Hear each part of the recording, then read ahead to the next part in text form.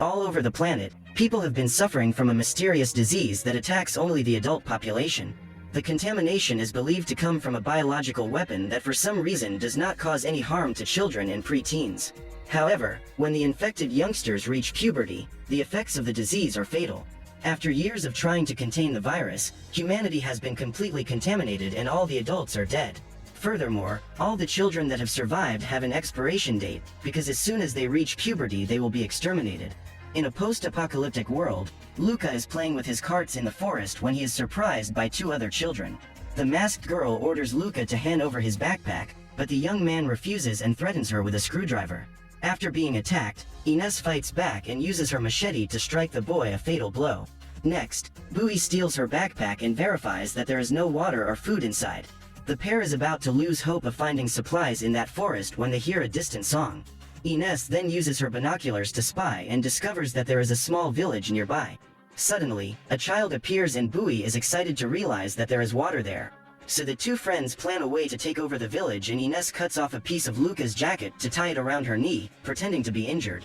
While the girl goes for help, Bowie must stay hidden in the forest, but is terrified because he knows that that territory belongs to a sinister group called the Blue Meanie. When she sees an outsider approaching, Quan threatens her with her gun, but Ines begs for some water and the young woman decides to help her. After quenching her thirst, Ines starts talking to Quan and says that she is going north because there are rumors that a cure has been created and is being distributed there. At first, Quan seems suspicious and keeps an eye on the stranger, but it doesn't take long before the young woman begins to loosen up and reveals that she gets very excited when she meets new people.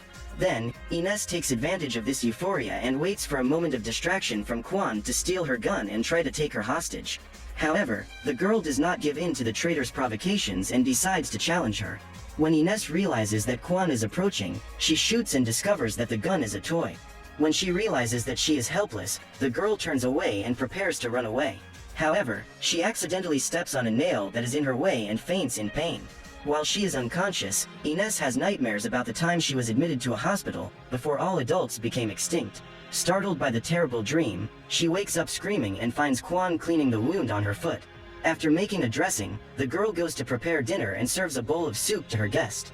As she looks around, Ines realizes that she is in an old amusement park. She asks Quan why she helped her, since Ines tried to eliminate her. Then, her new friend reveals that she has a project and needs a team to make it happen. Quan has nicknamed her project Al-Shifa, which means the cure, and Ines believes she is producing some kind of medicine against the virus. However, the young woman reveals that her project is to get the amusement park running again so that children can have fun as long as they live. Upon discovering the truth, Ines is furious, as she was beginning to hope that she wouldn't have to die. While yelling at Quan, she spots Bowie approaching from behind the girl and tries to stop her friend from attacking her. However, it is too late and Quan is hit on the head. Quickly, the girl gets up and attacks the boy. She then runs away. The fearful boy then asks if Ines is hurt and hands her the machete so she can finish the job. Immediately, the pair starts chasing Quan in the middle of the night and is drawn to one of the toys. While Bowie is distracted by the lights, the girl attacks him and Ines runs to help her friend. She is limping due to the injury on her foot, but continues her hunt until she reaches a warehouse, where there are numerous aquariums. When Ines finds the boy's mask, she realizes that it was a trap made by Quan, who attacks her violently. Hours later, she wakes up and sees Bowie pedaling incessantly in order to direct water to one of the park's toys.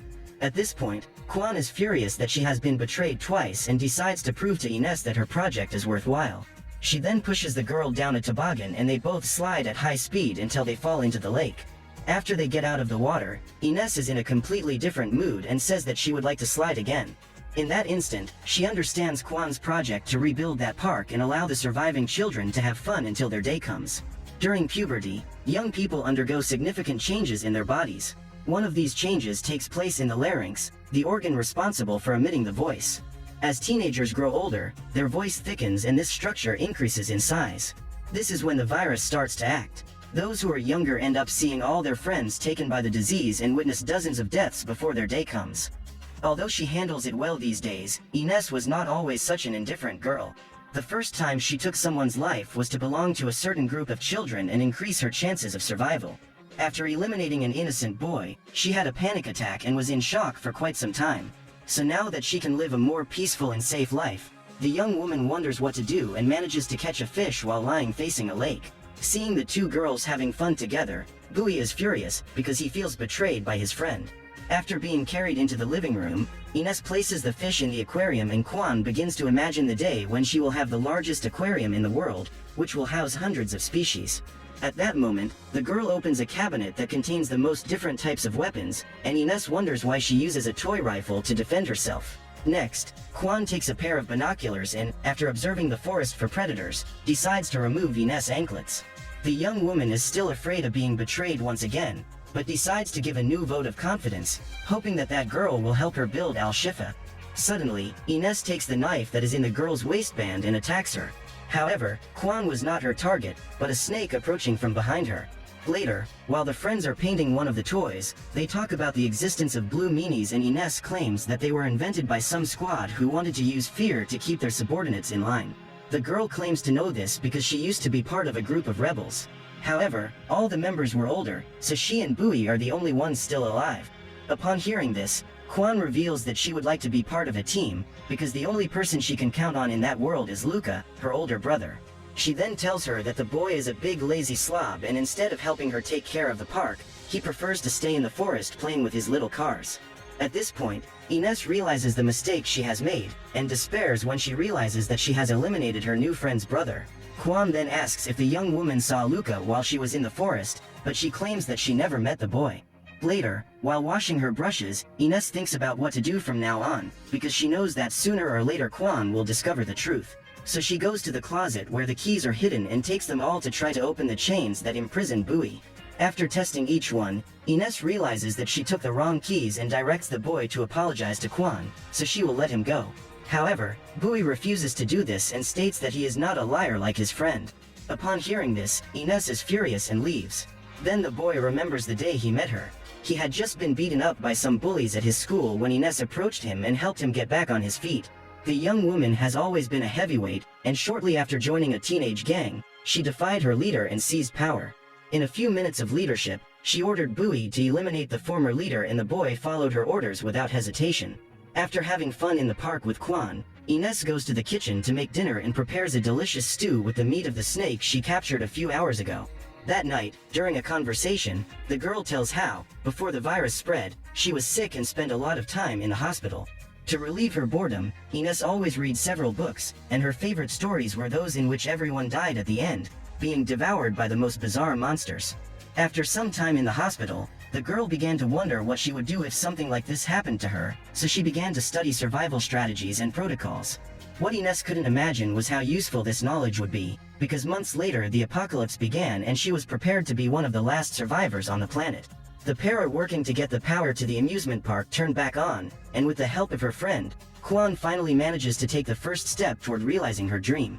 The teenagers celebrate this achievement and listen to Bowie singing a beautiful song. Quan is impressed with the boy's talent and Ines says that he is also very good at playing the guitar. Before going to sleep, Quan says that she needs to send a signal to her brother so that he can find the park again if he is lost. Bowie is the only person who knows that Ines was responsible for Luca's death and intends to get rid of him so that Quan never finds out the truth. However, she does not have the courage to stab her companion, as she remembers that they have spent the last 2 years supporting each other to survive the end of the world.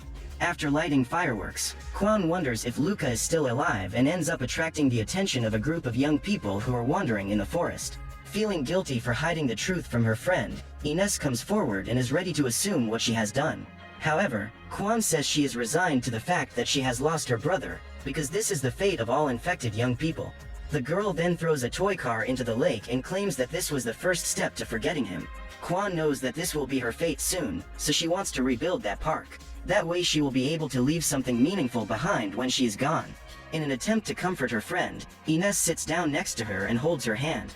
As the rain falls, the two girls fall asleep together, but are awakened by Bowie, who has finally managed to free himself from the boat. The boy is about to leave and asks Ines to choose between accompanying him or staying there with Quan. Jealous and afraid of losing his friend, Bowie attacks the girl with a screwdriver and Ines ends up getting hurt trying to separate the two. After picking up the weapon, Quan realizes that that object belonged to Luca and goes into despair when she discovers that her best friend was the one who eliminated her brother.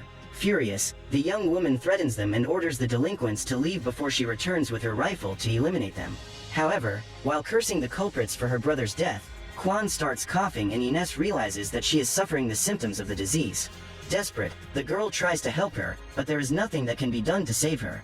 While Quan is coughing up blood, Bowie spots a group of hooded teenagers approaching and soon realizes that they are part of the Blue Meanies. Immediately, the boy pulls Ines and they both run away in search of somewhere to hide. However, one of the members of that group goes after them and follows the pair into the room where the aquariums are kept. The two friends try to hide, but are soon found by the boy and Bowie attacks him while Ines tries to open the closet to get the gun. Just then, another girl in a blue cape appears and steals the girl's rifle. The young girl tries to show Ines something, but is attacked by Bowie. Before fleeing, the boy breaks the aquarium in an attempt to delay the hunters. In the middle of the forest, he carries Ines on his back, for the girl still has an injured foot and is unable to walk long distances. After a few hours of walking, the pair finds a shelter for the night, and the next morning, Bowie rummages through Quan's backpack for food. At that moment, the boy finds the girl's diary, but decides to throw it away because he cannot break the lock. Picking up the notebook, Ines remembers all the times she saw Quan writing and becomes curious to know what was going on in her late friend's head. Hours later, they are still walking through the jungle when they spot the body of a young man and Ines realizes that his throat has been cut. The body was wrapped in a blue blanket, which indicates that his death was caused by one of the Blue Meanies. During a storm, the pair needs to take shelter in an abandoned house and Ines can't stop thinking about Quan. The young woman regrets that she didn't get a chance to say goodbye to her friend and spends the night thinking about the mistakes she made. Throughout the journey in search of a cure, Bowie carries her friend on her back. However, when Quan's diary falls to the ground, Ines reaches down to take it back, but Bowie decides to throw it into the ocean, because he can no longer bear to see the girl lamenting her loss. What he didn't imagine is that his friend would go into the sea to retrieve the notebook, and so he decides to go after her. However, Bowie doesn't know how to swim and ends up drowning. Then, immediately, Ines leaves the diary and rushes to try to save her friend. With difficulty, she manages to drag him to the sand, but the young man is unconscious. Desperate, Ines does everything she can to save him, but Bowie is not breathing.